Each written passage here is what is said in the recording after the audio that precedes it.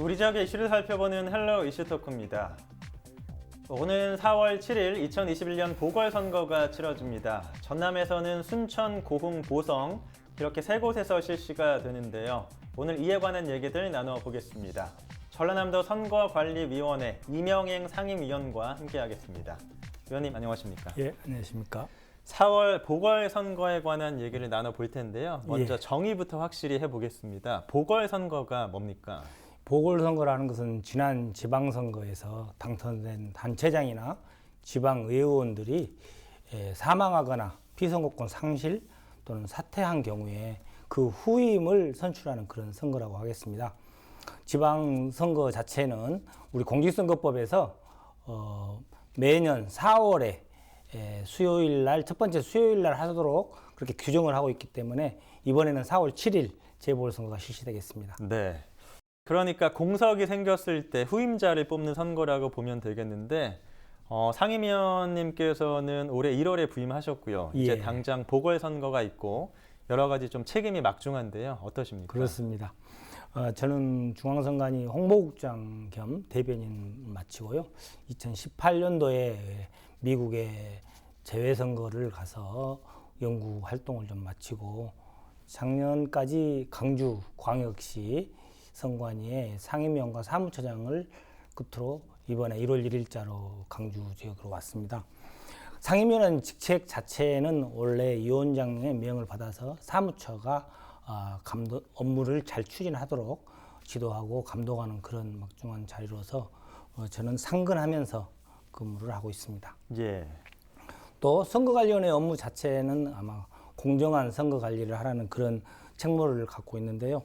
그 자체는 엄정 중립하고 공정한 그런 자세로 근무에 임하고 있고 국민의 뜻이 오롯이 선거 결과에 나타날 수 있도록 저희들이 그 뒷받침을 해야 되기 때문에 세심한 사항들까지 챙겨보면서 모두 구성원 모두 최선의 노력을 다하고 있습니다. 실은 또 개인적으로 봐서는 40년의 공직생활을 수행하는 동안 한 20여의 임기만료 선거를 관리했는데요. 정당 발전 지원이라든지 민주시민 교육이라든지 이런 부분들을 추진하고 이번 재보궐선거 역시 아주 중요한 선거이기 때문에 마지막 선거가 될 수 있다고 보고 빈틈없이 매끄럽게 진행되도록 최선을 다하겠습니다. 이제는 4월 보궐선거에 대해서 본격 얘기를 나눠보겠습니다. 전남 지역에서는 순천, 고흥, 보성 이렇게 세 곳에서 실시가 되는데 현재 준비는 잘 되고 있나요? 네, 그렇습니다.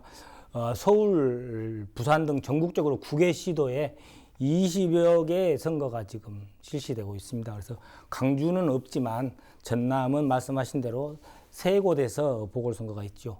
순천하고 고흥은 도의회의원 보궐선거, 보성은 군의원 보궐선거가 있습니다.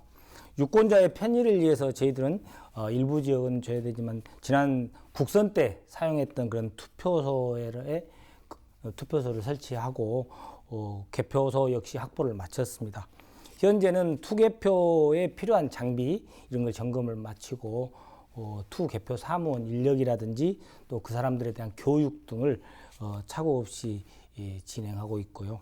앞으로도 꾸준히 과거에 잘못된 그런 행태들에 대한 부분들을 개선해서 준비 잘 해가겠습니다. 네, 시청자분들이나 유권자분들도 보궐선거를 치르는 것은 알고 계시는데 이게 자세하게 일정은 모르실 것 같거든요. 그렇습니다. 그래서 나오신 김에 주요 일정도 설명해 주시면 좋겠습니다. 예, 도의원 선거와 먼저 말씀을 드리면 지난 12월 25일부터 예비 후보자 등록을 하고 있는 상태고요. 네.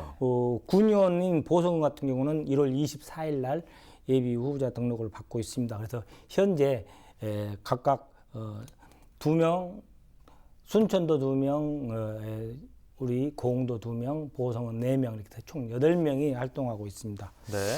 특히 3월 2일 날은 저희들이 후보자 등록을 위한 설명회가 예정되어 있습니다. 그리고 3월 18일, 19일은 이틀간 후보자 등록을 하게 되었고요. 3월 25일부터 선거일 전일까지 전일인 4월 6일까지 열띤 선거운동이 진행됩니다. 네. 그래서 해당 시군 관할구역에 밖에 거소를 둔 경우에는 3월 16일부터 20일까지 거소 투표 신고를 할 수 있고요. 특히 그 코로나19 확진 판정을 받은 사람이 병원이나 생활치료센터에 기거하는 선거인의 경우도 이 기간 중에 거소 투표 신고를 통해서 투표를 하실 수 있습니다. 그렇게 되면 3월 26일 날 선거인 명부가 확정되겠죠. 네. 또 한 가지 추가로 말씀드릴 것은 사전 투표는 실은 4월 2일하고 3일 양일간 실시됩니다. 그래서 전국의 보궐선거가 실시되는 지역에 설치된 사전 투표소에서 오전 6시부터 오후 6시까지만 실시되고요. 네. 4월 7일 선거일에는 오전 6시부터 오후 8시까지 투표가 진행됩니다. 그래서 투표가 마감이 되면 개표장으로 이동해서 개표가 되는데 이번에는 재보궐선거가 8시까지 투표가 되기 때문에 밤 10시 정도 되어야 당락에 대한 윤곽이 나타날 것으로 보입니다. 시청자분들께서 유념하시면 좋을 것 같고 또 이제 선거를 앞두고는 여러 가지 주의사항들도 있을 수 있잖아요. 예. 뭐 유권자뿐만 아니라 후보들도 좀 유념사항들이 있을 텐데 어떤 걸 꼽을 수 있을까요? 예, 몇 가지 말씀드리겠습니다. 후보자께서는 지금 요새 당선되고 보자는 그런 인식으로 선거법을 위반하는 사례가 조금씩 지금 발견되고 있습니다. 네. 그래서 자신의 정책과 어떤 공약을 중심으로 공정한 경쟁을 통해서 주권자의 선택을 받는 올바른 선거 문화 정착이 되도록 좀 앞장서 주실 걸 당부드리고요. 유권자분께서도 후보자가 제시한 공약 등을 꼼꼼히 살펴보신 후에 선택하시되 빠짐없이 투표에 참여해 주시길 부탁드리고 그냥 투표소에 오실 때는 그냥 오시면 안 되고 반드시 마스크 쓰시고 또 주민등록증 등 사진이 첨부된 그런 신분증을 가지고 나오시되 앞 사람과의 그 어떤 거리가 1m 이상 저희들이 아마 유지를 하려고 안내요원이 배치되어 있습니다만은 네. 투표소 내에서도 질서 유지에 많이 협조해 주시면 감사하겠습니다. 네. 아까 잠깐 언급은 해 주셨는데 투표소와 개표소 전남 지역에 이제 세 곳에서 준비가 되고 있는데 다시 한번 좀 자세하게 설명 부탁드릴게요. 예. 사전 투표소 자체가 저희들은 23곳입니다. 그래서 순천은 10곳, 고흥이 8곳, 보성이 5곳이고요. 투표소의 경우는 49곳인데 순천이 22곳, 그다음에 고흥이 21곳, 보성이 6곳이고요. 개표소 3곳을 설치 운영되는데 이 내용별로 우리 유권자들 다 다르기 때문에 그에 관한 정보는 중앙선거관리원 홈페이지에 이렇게 보시면은 위치를 자세히 나와 있습니다. 그래서 그걸 네. 참고해 주시면 도움이 되겠고요. 저희 선관위 자체에서는 이 투표소 자체나 개표소 이런 부분들이 유권자들이 편리하게 찾아볼 수 있도록 각종 정보를 만들어서 제공하고 있습니다. 네. 여러 가지 이제 뭐 준비 사항들 얘기를 나누고 있는데 아까도 잠깐 언급하셨지만 신경 쓰지 않을 수 없는 게 코로나19거든요. 그렇습니다. 이제 예. 뭐 방역도 지켜야 하고 거리 두기도 해야 하고 하는데 작년 4월에 국회의원 선거에서 이런 우려가 있었지만 잘 치러졌거든요. 그렇죠. 세계가 주목하기도 했는데 이 부분도 상당히 좀 신경을 쓰고 계실 것 같습니다. 예, 그렇습니다. 대한민국 국민은 정말 위대합니다. 코로나19 상황에서도 질서를 지키면서 한 건의 코로나19 환자의 추가 발생 없이 제21대 국선을 성공적으로 마무리를 한 경험을 가지고 있는데요. 네. 그로 인해서 최근까지 국제사회로부터 선거관리 과정에 대한 찬사와 함께 각종 정보 제공 요청이 쇄도하고 있습니다. 저희들 나름대로 정리해서 안내를 하고 있습니다만은 네. 이번 보궐선거에서도 유권자가 안심하고 투표할 수 있도록 지난 선거의 경험을 토대로 체계적이고 강화된 선거 방역을 시행할 계획입니다. 특히 자가격리자 등 선거 참여가 어려운 유권자에 대해서는 참정권이 보장되도록 관계부서와 협의가 진행하고 있고요. 그에 따른 시행을 하도록 하겠습니다. 투 개표소에서도 역시 뭐 사전 또 선거일 날 선거 후에도 3번의 방역 소독을 철저히 하고 그 장소에는 창문을 열어 수시로 환기시키는가 하면 투표소 밖에서는 선거인 간 거리가 1m 이상 유지되도록 저희들이 안내를 하겠습니다. 모든 투 개표 사무 관계자는 전원 마스크를 쓰고 장갑을 착용한 그런 상태에서 근무를 하게 되는데요. 특히 발열 체크라든지 선거인의 본인 여부 확인 등 이런 하는 업무에 종사하는 사람들에 대해서는 안면 보호구를 추가로 착용토록 해서 선거인은 과 접촉을 최대한 줄이고 선거인은 반드시 마스크를 착용하시고 나오시되 과거에 안 했던 분들을 위해서 알려드리면 발열 체크 후에 비닐 장갑을 한번 끼시고요. 본인 여부 확인석으로 이동해서 자기의 성명을 이야기하시면 본인 여부 확인을 거치고 아마 투표용지를 교부를 합니다. 투표용지를 받아서 기표소에 가셔서 자기가 선택한 후보자의 기표를 한 후에 잘 접어서 투표함에 투입하고 퇴소하시면 되겠습니다. 네. 그러니까 거리두기뿐만 아니라 마스크 착용에다가 비닐 장갑까지 네, 유권자분들은 잘 유념하시면 좋을 것 같고 선거는 최소한의 권리라고 하잖아요. 그렇습니다. 이제 그 가장 기본적으로 하지만 반드시 이행해야 할 국민의 권리가 아닌가 싶고 또 뭐 민주주의의 근간을 이루는 굉장히 중요한 요소인데요. 위원님께서는 선거가 왜 중요하다고 보시나요? 네. 우리 아나운서께서 너무 잘 말씀을 해주셨는데 대부분의 근대 민주주의 국가는 대의 민주주의 정치 체제를 갖추고 있고 우리나라도 역시 마찬가지입니다. 그래서 우리의 대표자를 선출하고 또 국민이 국정에 참여할 수 있는 구체적인 주권 행사의 방법으로 바로 선거입니다. 그래서 따라서 민주주의에 꽂힌 선거를 아름답게 꽃피우기 위해서는 유권자 모두가 선거에 관심을 갖고 후보자가 누구인지 또 정책은 어떤 건지 공약을 따져보면서 투표를 해야 합니다. 우리 위원회는 이런 스마트한 유권자와 함께 아름다운 선거를 만들기 위해서 최선의 노력을 다할 것이며 유권자께서는 이번 보궐선거에서도 소중한 한 표를 꼭 행사해 주실 것을 다시 한번 당부드립니다. 예.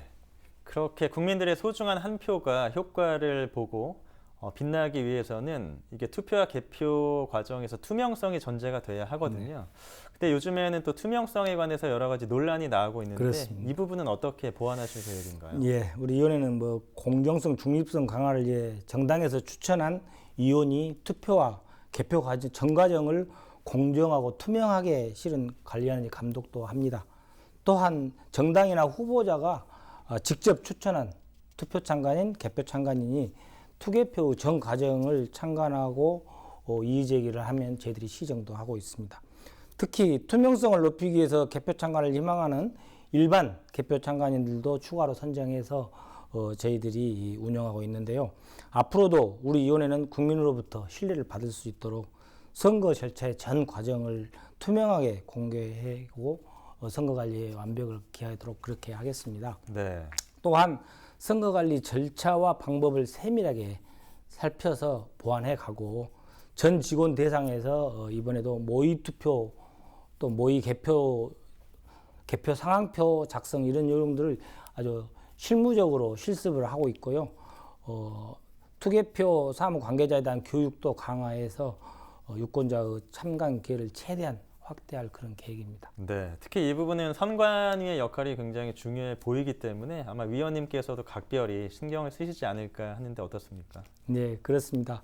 매 선거마다 투개표 과정을 투명하게 공개한다고 저희들은 하고 있는데도 네. 선거가 끝나면 일부 단체나 유권자들이 SNS 등을 통해서 근거 없는 허위 정보를 만들어서 부정선거 의혹을 반복적으로 제기하고 있는 현실이 매우 안타깝습니다. 하지만 이는 선거 공정성과 투명성을 담보를 위한 선거관리 절차 등을 주권자인 우리 국민에게 소상하게 이해시켜 드리지 못한 우리 위원회에 반성할 부분도 있다고 저는 생각합니다. 앞으로 우리 위원회는 국민들이 신뢰할 수 있는 그런 공정한 선거가 실현되도록 선거 절차 전 과정을 투명하게 공개하고 국민 눈높이에 맞는 정확한 선거 정보를 전달하기 위해서 보다 적극적으로 업무를 추진하겠습니다. 하지만 합리적인 근거 없는 선거 의혹이라든지 또 허위 선거 정보 등에 대해서는 엄정하게 대처해 나갈 계획입니다. 네.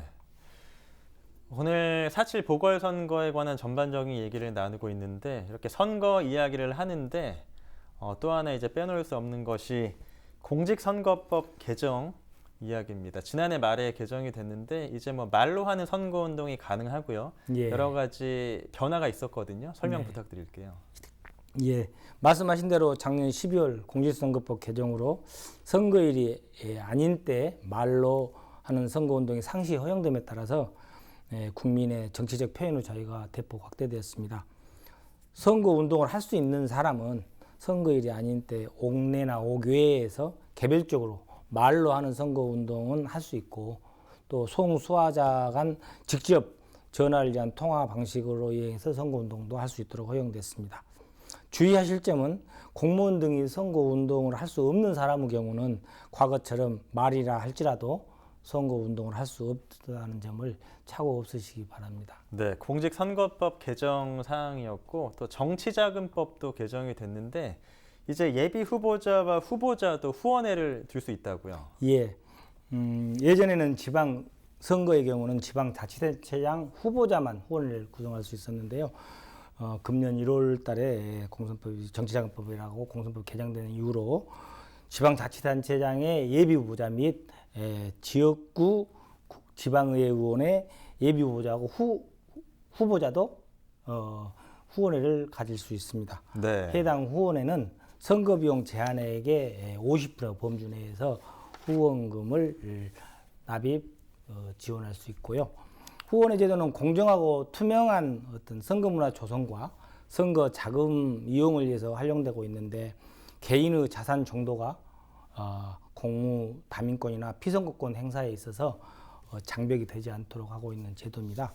소액 다수의 정치자금의 후원은 깨끗한 정치를 위해서 국민들의 많은 관심이 필요한 부분이기 때문에 앞으로도 많은 관심을 가져주셨으면 좋겠습니다. 선거에 관한 법률 개정안에 대해서 알아봤는데 혹시 유권자분들이 아시면 좋을 만한 또 다른 개정 사항들이 있을까요? 예, 몇 가지 있는데 말씀드리면 지방자치단체장의 선거 시기 주기가 달라졌습니다. 결혼이 발생할 경우에 과거에는 연 1회였는데 이번에는 지방자치단체장은 업무 공백을 최소화시키기 위해서 4월과 10월 2회, 연 2회 실시하도록 다시 개정이 됐고요. 네.